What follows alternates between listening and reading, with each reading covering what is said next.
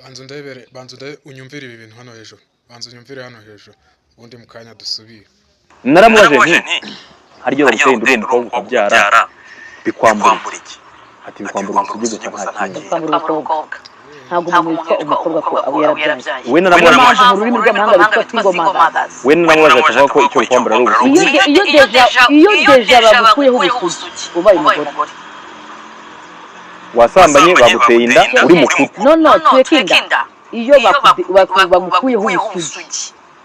Uri umugore ntabwo uri umukobwa tevuze iki kuri isugi umukobwa no kuri isugi abakobwa batari amakuru kuri barabyakira ntabwo abakobwa n'abagore ntabwo abakobwa n'abagore batarajya mu rugo n'abagore batarabyara n'abagore batarashaka n'abagore barabategereza ko ntabwo abakobwa niya uri bugiye kuri komita hagati abakobwa tuvuga gutyo nta mukobwa uhari niba wowe ubizi neza yuko kuci hotahe wakoze ntabwo umukobwa byarasabwe waba utarasabwa waba umukobwa niko byitwa wamaze kiriya ngiki iyi bariyeri kakantu nyine kagaseke niyo yitwa umukobwa iyi bariyeri niba wafunguye niba iri gutya ntabwo umukobwa umugore utaragora runaka urubyo cyane cyane bivuga ngo rero ntabwo kwambura umukobwa ntabwo kwambura usugi gusabwa ntabwo umukobwa so mutanyumva nabi ni wagwana umuhungu wanyu ni gahunda yanzababwira paka muri follow hasi aho ngaho kugira ngo tujye dukomeza twibanire